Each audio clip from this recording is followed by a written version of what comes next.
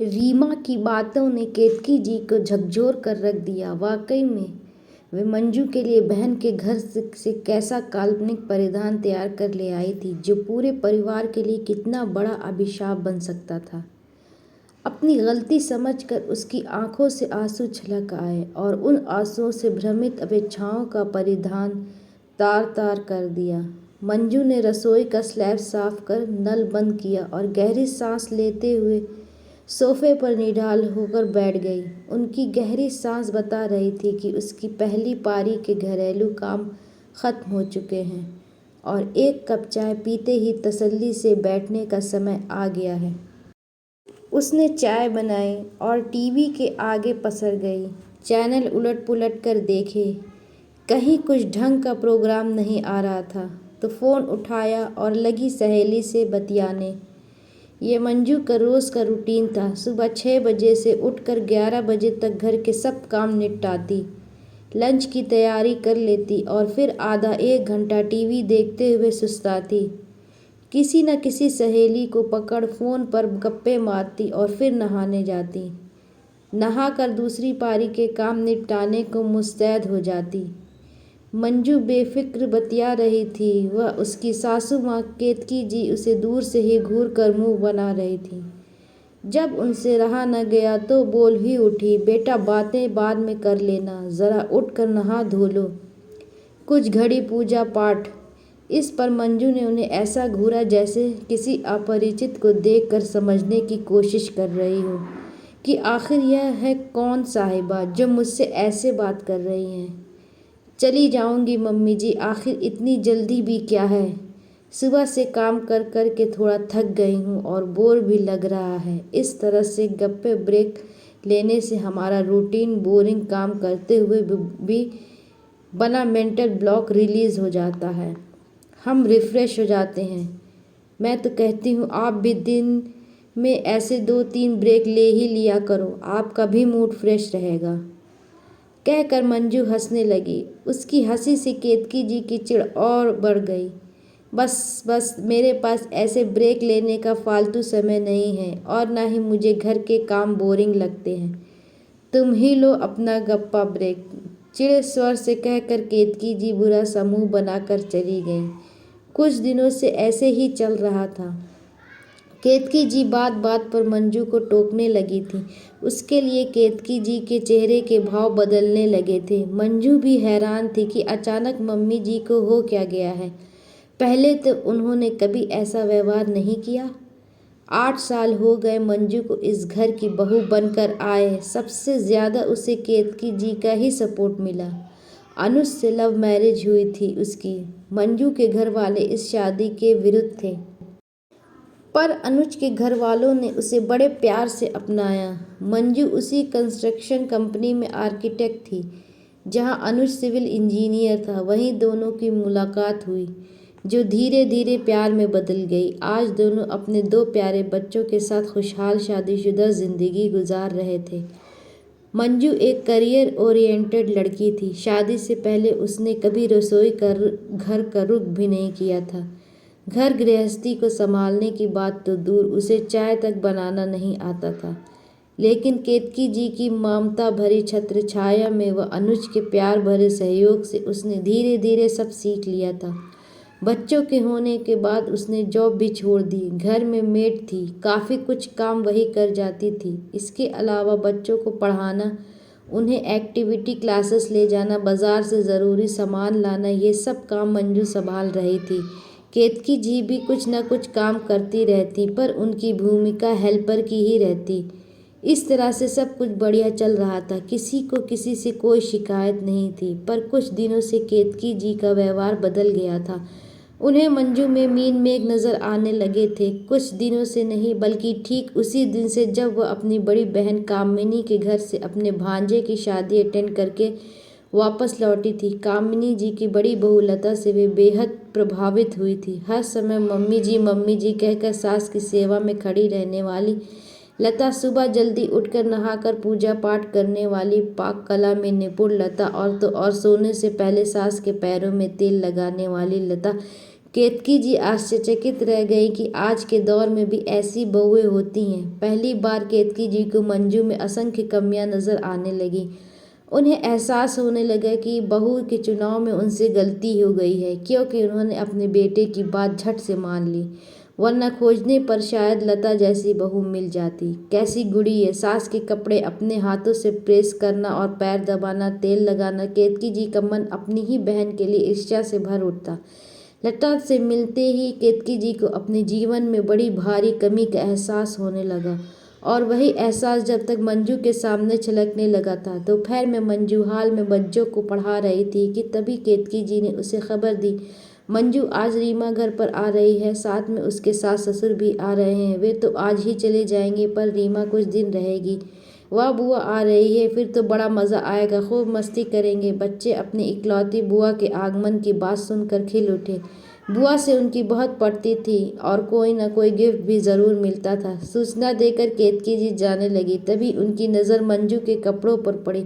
मंजू सफ़ेद टॉप और blue jeans में बैठी थी, बालों को ऊपर से लपेट कर क्लिप लगाया हुआ था। बहुओं वाला कोई बनाव श्रृंगार नहीं था। केतकी जी की आंखों के सामने साड़ी में लिपटी सजी धजी लता की मोहक छवि तैर आई। मन एक बार फिर खिन्न हो गया। सुनो मंजू, रीमा के सास ससुर के सामने ऐसे मत रहना, ज़रा बन संवर के आना, हो सके तो साड़ी पहन लेना। मम्मी जी, मुझसे ये साड़ी वाड़ी नहीं संभलती, अगर पहन भी ली तो फिर मुझसे कोई काम नहीं हो सकेगा। साड़ी संभालूंगी या उनकी मेज़बानी करूंगी? ऐसा कीजिए, साड़ी आप पहन लेना और काम मैं संभाल लूंगी, कहकर मंजू अपने चिर परिचित अंदाज में खिलखिला कर हंस पड़ी। लेकिन केतकी जी को उसका यूं हंसना बिल्कुल अच्छा नहीं लगा। मंजू का ऐसा ही स्वभाव था, बात बार पर हंसना, खिलखिलाना, जो दिल में है झट से कह देना। अभी तक केतकी जी को मंजू की यह बात बहुत पसंद थी, पर आज उसे यह जुबान लड़ाना लग रही थी। रीमा अपने सास ससुर के साथ आ गई थी। मंजू ने सबकी गरम गरम नाश्ते के साथ खूब हंस बोलकर आवभगत की। सब कुछ अच्छा चल रहा था, पर केतकी जी कुछ बुझी सी थी, जिसे रीमा ने भी महसूस किया था। जिस तरह से केतकी जी मंजू को देख रही थी, रीमा ने भाप लिया कि ज़रूर भाभी और माँ में कुछ शीत युद्ध चल रहा है। हालांकि वह आश्चर्यचकित थी, क्योंकि पिछले 8 सालों में ऐसा कभी नहीं हुआ था। अपने समधियों को विदा कर केतकी जी रीमा के साथ प्रत्याने बैठ गईं। और सुना, क्या हाल चाल है तेरे? हमारे दामाद जी का क्या हाल है? सब बढ़िया चल रहा है मम्मा, आप सुनाइए। आप मौसी के यहाँ शादी में गई थी, कैसी रही शादी? कैसी है उनकी नई बहू? रीमा ने जैसे केतकी जी की दुखती रग पर हाथ रख दिया। रीमा अपनी माँ के बहुत करीब थी, इसलिए केतकी ने अपने दिल का गुबार बेटी के सामने निकाल दिया। माँ का हताशा भरा यह रूप देखकर रीमा अवाक रह गई। उसे समझ ही नहीं आया कि क्या कहे। अच्छा चलो छोड़ो मम्मा, मुझे अपने हाथ की एक गरम गरम अदरक वाली चाय पिलाओ ना, कहकर रीमा ने बातों की धारा बदली। हाँ हाँ, क्यों नहीं, अभी बनाकर लाई।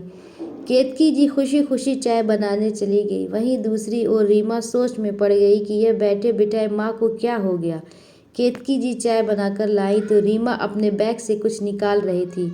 मम्मा, पिछले महीने बेंगलोर गई थी ना, तुम्हारे लिए कुछ लेकर आई हूँ, देखो, लेने से मना मत करना, वरना मुझे बहुत दुख होगा, रीमा ने झूठा गुस्सा दिखाते हुए कहा। अरे क्यों मना करूँगी भला, वैसे भी तू मेरे टेस्ट को अच्छे से जानती है, तेरी लाई हुई सभी चीज़ें मुझे पसंद आती हैं। रीमा ने खुश होते हुए बैग से एक सुंदर सा अनारकली सूट निकाल कर केतकी जी की ओर बढ़ा दिया।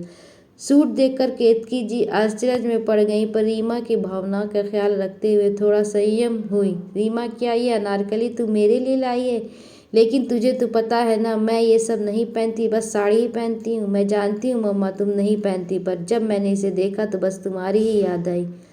मेरे दिल ने कहा तुम इसमें कितनी खूबसूरत और यंग लगोगी। पर रीमा, पर वह कुछ नहीं मम्मा, क्या तुम मेरी खुशी के लिए इतना भी नहीं कर सकती? ये अनारकली तो तुम्हें पहनना ही पड़ेगा। रीमा केतकी जी के गले में बाहें डालते हुए एक बच्चे की तरह जिद करने लगी। मम्मा, क्या तुम्हें यह पसंद नहीं? रीमा का स्वर रुआंसा हो चला। पसंद तो है, बहुत सुंदर सूट है, ऐसा कर तू इसे अपनी भाभी को दे दे, उस पर यह खूब सूट करेगा। नहीं मम्मा, मंजू भाभी के लिए नहीं है, मैंने बड़े चाव से आपके लिए ही खरीदा है ये, और मेरी यह जिद है कि आप ही इसे पहनेंगी। चलिए अब जल्दी से इसे पहन कर दिखाइए। केतकी जी की तो जैसे जान ही सकते में आ गई। उनकी समझ में नहीं आ रहा था कि आखिर रीमा ऐसी जिद क्यों कर रही है। उसने आज तक कभी सूट नहीं पहना, वो भी इतनी फैशनेबल स्टाइल का सूट तो वो पहन ही नहीं सकती। लेकिन इसे कैसे समझाएं, ये तो जैसे बाल हट लेकर बैठ गई है। केतकी जी ने उस सूट की कमर देखी, लेकिन बेटा ये तो बहुत टाइट फिटिंग का है, मैं तो इसमें फिट ही नहीं हो पाऊंगी। ओह अच्छा, रीमा ने सूट को उलट पुलट कर देखा। सूट केतकी जी के हिसाब से वाकई टाइट फिटिंग का था। वो वापस से मनोहर करने लगी। मेरी प्यारी मम्मा, यह सूट थोड़ा ही तो टाइट है। आप ऐसा कीजिए, कल से थोड़ी डाइटिंग वगैरह शुरू कर दीजिए, फिर देखिए महीने भर में कैसे यह आपको पूरा फिट आ जाएगा। इस बार केतकी जी बुरी तरह से झल्ला गई। ये क्या मजाक है रीमा, मुझे नहीं पहनना कोई अनारकली वनारकली। केतकी जी को आखिरकार गुस्सा आ गया। मम्मा आप मुझसे प्यार नहीं करती? नहीं कर सकती। रीमा ने बच्चों की तरह मुंह फुला लिया। मैं तुम्हें प्यार करती हूँ बेटा, बहुत प्यार, पर तुम्हारी मांग बिल्कुल बचकानी है कि तुम्हारे लिए मैं जबरन इस सूट में फिट होकर इसे पहनने लगूँ, जबकि मैं ऐसे कपड़े पहनने की ना तो आदी हूँ ना ही कंफर्टेबल हूँ। तो मम्मा फिर आप मंजू भाभी के लिए मौसी के यहाँ की लता स्टाइल सूट क्यों बना कर लाई है और चाहती हैं कि वे उसमें फिट हो जाएं, जबकि वो सूट उनकी प्रकृति व स्वभाव से बिल्कुल मेल नहीं खाता। रीमा ने केतकी जी की तरह ठहरी हुई नज़रों से देखते हुए कहा, ये क्या कह रही हो, मैं तो कोई सूट नहीं लाई हूँ उसके लिए। केतकी जी को रीमा की कही बात कुछ समझ नहीं आई। लाई हो मम्मा, लता जैसी बहू बनने की अपेक्षा का सूट लाई हो और भाभी को जबरन उसमें फिट करने की कोशिश कर रही हो। वो नहीं हो रही है तो आपको उनसे शिकायत होने लगी है, वरना अब से पहले तो आपको उनसे कभी कोई शिकायत नहीं हुई। उल्टा आप उनकी तारीफ ही क्या करती थी कि कैसे उन्होंने अपनी पारिवारिक जिम्मेदारियों को आगे करियर को महत्व नहीं दिया, कैसे धीरे धीरे आपसे घर की जिम्मेदारियों को अपने कंधों पर ले लिया। अब वह सब भूलकर आपको ये सब नज़र आने लगा कि वे लता जैसे सुबह नहीं उठती, पूजा पाठ नहीं करती, आपके पैर नहीं दबाती, बहुओं की तरह पहन ओढ़कर नहीं रहती, और मान लिया जाए कि वो ये सब करने भी लग जाए तो आपका क्या भरोसा, फिर किसी और की बहू को देख लेंगी और उनके लिए फिर से अपेक्षाओं का नया परिधान तैयार कर देंगी और चाहेंगी कि वे उसमें भी फिट हो जाएं। ऐसी अपेक्षाओं का तो कोई अंत नहीं है मम्मा। केतकी जी चुपचाप रीमा की बात सुन रही थी।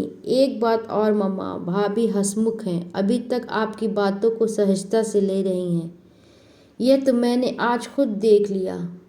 लेकिन अगर आपका यही रवैया रहा तो वह दिन दूर नहीं जब वे आपको पलट कर कठोरता से जवाब भी देने लगेंगी, ठीक ऐसे ही जैसे अभी आपने मुझे कह दिया था, और फिर इस घर की शांति भंग होते देर नहीं लगेगी। रीमा की बातों ने केतकी जी को झकझोर कर रख दिया। वाकई वे मंजू के लिए बहन के घर से कैसा काल्पनिक परिधान तैयार कर ले आई थी, जो पूरे परिवार के लिए कितना बड़ा अभिशाप बन सकता था। अपनी गलती समझकर उसकी आंखों से आंसू छलक आए और उन आंसुओं ने भ्रमित अपेक्षाओं का परिधान तार तार कर दिया। बहुत दिनों के बाद केतकी जी को पहले की तरह ही सब कुछ सहज लग रहा था। अच्छा अच्छा ठीक है, फिर से नहीं तैयार करूँगी कोई सूट, पर ये तो बता अब इस अनारकली का क्या होगा। केतकी जी ने माहौल का हल्का करने की कोशिश की। इसका क्या होना है, इसे तो वही पहनेगा जिसके लिए ये बना है। किसके लिए? केतकी जी ने रीमा को शक की नज़रों से देखा। मेरे लिए और किसके लिए, कहकर रीमा खिलखिलाकर हंस पड़ी। उसकी हंसी में केतकी जी का हास्य स्वर भी शामिल हो गया। दोस्तों, अगर कहानी पसंद आए तो चैनल को सब्सक्राइब करें और वीडियो को लाइक करें।